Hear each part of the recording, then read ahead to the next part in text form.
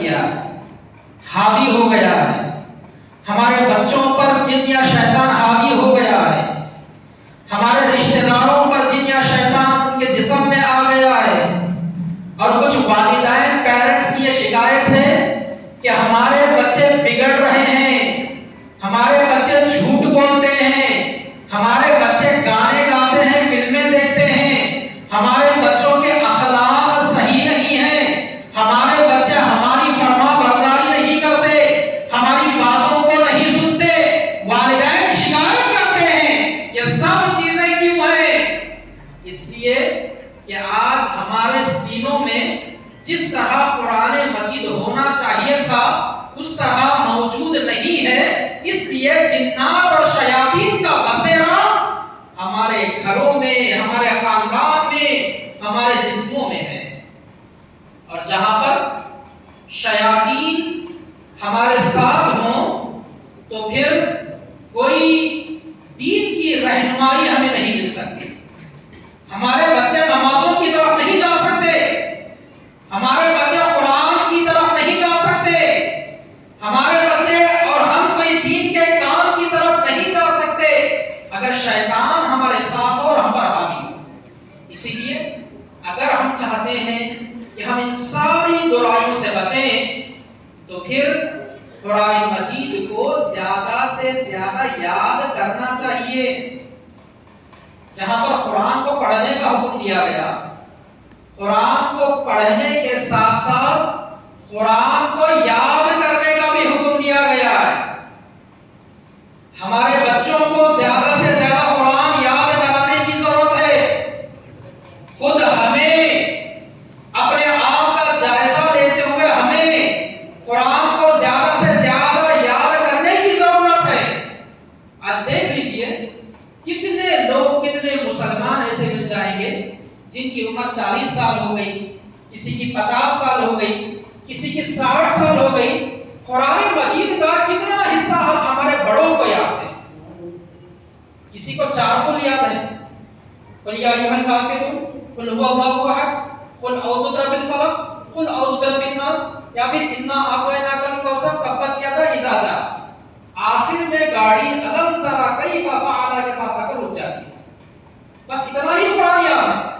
10 سورے، 15 سورے لوگوں کو یاد ہیں اور سمجھتے ہیں کہ جنت میں اعلیٰ مقام ہم لوگوں کو مل جائے گا۔ نہیں، قرآن جہاں پر پڑھنے کا حکم دیا گیا وہیں پر قرآن کو زیادہ سے زیادہ یاد کرنے کا بھی حکم دیا گیا۔ اس کی دلیل ترمذی کی ایک حدیث ہے، عبداللہ بن عمر رضی اللہ تعالیٰ عنہ اس حدیث کے راوی ہیں، وہ بیان کرتے ہیں اللہ کے رسول نے فرمایا یقال لصاحب القرآن اقرا وارتقی ورتل۔ قرآن پڑھنے والے کو قیامت کے دن کہا جائے گا، قیامت کے دن کیا کہا جائے گا؟ تو قرآن کو پڑھتا جا، اس طرح پڑھتا جا جس طرح تو دنیا میں پڑھا کرتا تھا، اور تو جنت کی منزلوں پر چڑھتا جا۔ جتنا زیادہ تو قرآن کو یہاں پر پڑھے گا اتنا جنت کی منزلیں تجھ کو ملے گی، اور جب تو رک جائے گا تو جنت میں تیری وہی آخری منزل ہوگی۔ اس حدیث میں کہا گیا اگر کسی کو انا اعطیناک الکوثر قل ھو اللہ احد یاد ہے تو وہیں پر اٹک جائیں گے، جنت میں بڑا مقام نہیں ملے گا۔ اگر کسی کو آدھا پارا یاد ہے، کسی کو 1 پارا یاد ہے، کسی کو 5 پارا یاد ہے، جتنے قرآن کی آیتیں قیامت کے دن ہم میدان محشر میں اللہ کی بارگاہ میں پڑھتے جائیں گے اتنے زیادہ جنت میں رتبے اور منزلیں ملتی جائیں گی۔ آج ہم جنت کو معمولی اور آسان سمجھتے ہیں۔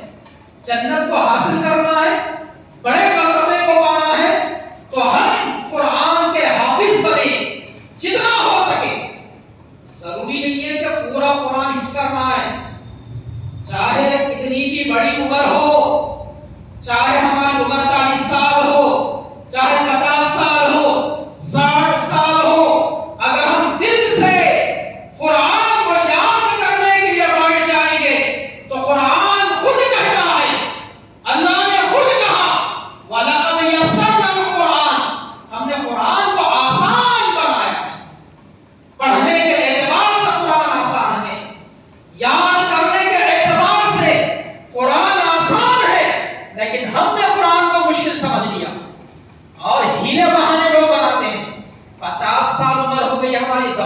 پڑھتی ہے، 60 سال عمر ہو گئی ہماری، ہمارا حافظہ صحیح نہیں ہے، آپ دل سے قرآن پڑھنے کے لیے بیٹھیے.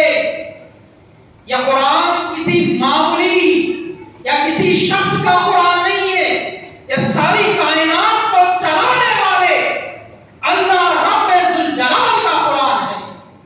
جب وہ اللہ خود قرآن میں یہ کہتا ہے کہ میں نے قرآن کو آسان بنایا ہے، تو میں اور آپ کون ہیں جو قرآن کو مشکل سمجھتے ہیں؟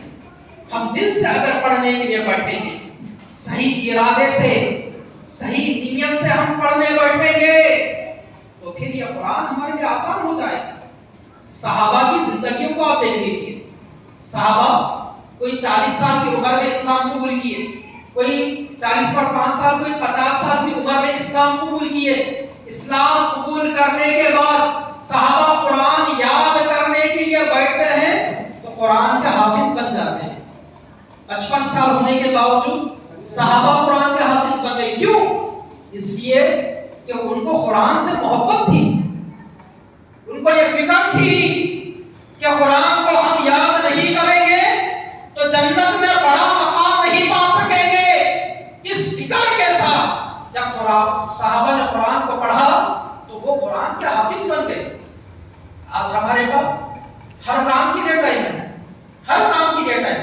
ہمارے بڑے بزرگ 60 سال 55 سال کی عمر والے ہوٹلوں پر چبوتروں پر بیٹھ کر 2-2 گھنٹے نیوز پیپر پڑھنے کے لیے ہمارے بزرگوں کے پاس ٹائم ہے. 1-1 گھنٹہ ادھر کیا ہو رہا ادھر کیا ہو رہا یہ باتیں کرنے کے لیے ہمارے بڑوں کے پاس ٹائم ہے. دنیا کی ہر چیز کے لیے، بزنس کے لیے، کالج میں پڑھنے کے لیے، ڈگریاں بنانے کے لیے ہمارے پاس ٹائم ہے. افسوس ہوتا ہے کہ ہمارے پاس ٹائم نہیں ہے تو قرآن کو پڑھنے، اس کو یاد کرنے کے لیے، بیٹھنے کے لیے آج ہمارے پاس ٹائم نہیں. کتنے افسوس کی بات ہے. دن میں آدھا گھنٹہ، دن میں 1 گھنٹہ ہم بیٹھ کر قرآن مجید کو نہیں پڑھتے، جبکہ یہی قرآن کل میدان محشر میں قیامت کے دن ہمیں کام آنے والا ہے. اللہ کے نبی نے کیا کہا؟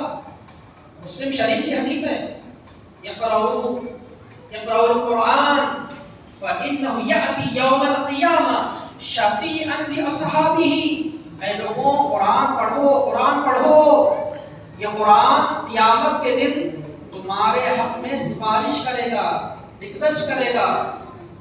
اور قیامت کے دن قرآن کا سفارش کرنا یہ معمولی بات نہیں ہے، کیونکہ قیامت کے دن کے بارے میں میں اور آپ جانتے ہیں اللہ سبحانہ و تعالیٰ قیامت کے دن اتنا زیادہ غصہ ہوں گے، اتنا زیادہ غضبناک ہوں گے، اتنا زیادہ غضبناک، اتنے سارے عذاب کہ اللہ کے غصے کو دیکھ کر بڑے بڑے انبیاء کانپ رہے ہوں گے.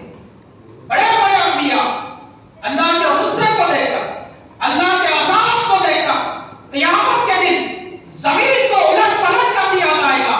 قیامت کے دن بڑے بڑے سیلاب ہوں گے، بڑے بڑے زلزلے ہوں گے. قیامت کے دن آگ ہی آگ ہوگی، کوئی سایہ نہیں ہوگا. قیامت کے دن سورج کو سروں پر لا کر کھڑا کر دیا جائے گا. اس سورج کی گرمی کی وجہ سے لوگوں کے دماغ کھٹ کھٹ آئیں گے، لوگوں کے دماغ پک رہے ہوں گے. جس طرح ہانڈی میں گرم گرم پانی ابلتا ہے، قیامت کے دن دماغ کھول رہا ہوگا. ایسے وقت میں اگر کوئی چیز ہمیں کام آنے والی ہے تو یہی قرآن ہے، یہی اللہ کا کلام ہے. اس اللہ کے کلام کے بارے میں اللہ کے نبی نے کہا کہ قیامت کے دن یہ قرآن تمہاری سفارش کرے گا، تمہارے بارے میں اللہ کے پاس ریکویسٹ کرے گا. اے اللہ، یہ تیرا بندہ دنیا میں قرآن کو پڑھا کرتا تھا، قیامت کے سارے عذاب سے تو اس کو بچا دے، سارے عذاب سے. اور قرآن کے ایک حرف پر 10 نیکیاں ملنے کا وعدہ کیا گیا ہے حدیث میں. ایک حرف پر، ایک حرف پر صرف کوئی الحمد پڑھتا ہے 50 نیکیاں اس کے نام اعمال میں، اس کے کھاتے میں لکھ دی جاتی ہیں. اور یہ نیکیاں، اس کی قدر و قیمت کب معلوم ہوگی؟ قیامت کے دن معلوم ہوگی.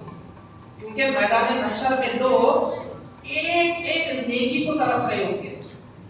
دنیا میں انسان کتنا بھی بڑا لکھپتی تھا، کتنا بھی بڑا کروڑ پتی تھا، کروڑوں کے روپیے پیسے خبر میں اگر بیگ رکھنے کر مل جائے تو اس کو وہ کروڑوں روپیے یہ دنیا کی جائیداد اللہ کے قیامت کے دن عذاب سے ایک عذاب سے بچانے کے لیے بھی ایک کروڑوں روپیے کام آنے والے نہیں ہیں۔ قیامت کے دن میدان محشر میں چلنے والی کرنسی، وہاں کی کرنسی کیا ہوگی؟ نیکیاں ہوگی، نیکیاں۔ ایک ایک نیکی کو لوگ ترس رہے ہوں گے۔ وہ بھی کیسے ترس رہے ہوں گے؟ باپ اپنے بیٹے کو چھوڑ کر بھاگ رہا ہوگا، بھائی اپنے بھائی کو چھوڑ کر بھاگ رہا ہوگا، ماں اپنے بچے کو چھوڑ کر بھاگ رہی ہوگی۔ کیوں؟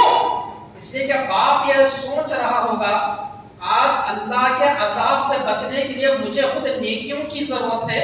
اگر میرا بیٹا مجھے دیکھ لے تو میری نیکی کو نہ مانگ لے۔ بھائی یہ سوچ رہا ہوگا، ماں یہ سوچ رہی ہوگی میرا بیٹا میری نیکی کو نہ مانگ لے، مجھے خود یہاں پر ضرورت ہے۔ اس دن نیکیوں کی قدر و منزلت معلوم ہوگی۔ اور یہی وہ قرآن ہے، ایک حرف کے پڑھنے پر 10 نیکیاں ملنے والی ہیں، اور یہی نیکیاں قیامت کے دن سارے عذاب سے بچا کر، جہنم کی آگ سے بچا کر ہمیں جنت کی طرف لے جانے والی ہیں۔ تو اسی لیے ہمیں قرآن سے اپنے آپ کو جوڑ لینا چاہیے۔ اور یہی وہ مدارس ہیں، یہی وہ مدارس ہیں جو ہمیں اللہ کے اس کلام سے، قرآن سے جوڑتے ہیں، ہمارے بچوں کو جوڑتے ہیں، ہم کو جوڑتے ہیں۔ اس لیے ایسے مدارس کی قدر کرنا چاہیے، ایسے مدارس کے چلانے والوں کی قدر کرنا چاہیے، ایسے مدارس میں پڑھنے والے لوگوں کی قدر کرنا چاہیے۔ ہم بھی قرآن کو پڑھیں، اپنے بچوں کو بھی قرآن پڑھائیں، ساری امت کے لوگوں کو قرآن پڑھائیں، اور قرآن سے اپنا رشتہ مضبوط بنا کر جنت میں اعلیٰ مقامات کو پائیں۔ اللہ سے دعا ہے اللہ تعالی ہمیں قرآن کے ساتھ اپنا رشتہ مضبوط سے مضبوط کرنے کی توفیق دے۔ قرآن ہمیں پڑھنے، یاد کرنے، اس کو سمجھنے اور اس پر عمل کرنے کی توفیق دے۔ یہاں پر جو بھی مدرسے کے بچے قرآن مجید کو پڑھ رہے ہیں، یاد کر رہے ہیں، اللہ تعالیٰ انہیں مکمل اور پکا حافظ قرآن بنائے، باعمل حافظ قرآن اللہ تعالیٰ ان کو بنائے۔ اللہ تعالیٰ ان کی مشکلات کو دور کرے، اللہ ان کے سینے کو قرآن کے لیے کھول دے، اللہ ان کے سینے میں تعلیم حیات قرآن کو پیوست کر دے، ان کے سینوں میں قرآن کو مضبوط کر دے۔ اللہ سے دعا ہے اللہ ہمیں مرنے سے پہلے سدھر جانے کی توفیق دے اور قرآن اور حدیث پر عمل کرنے کی توفیق دے۔ آمین ثم آمین۔ وآخر دعوانا الحمد للہ رب العالمین۔ السلام علیکم ورحمۃ اللہ وبرکاتہ۔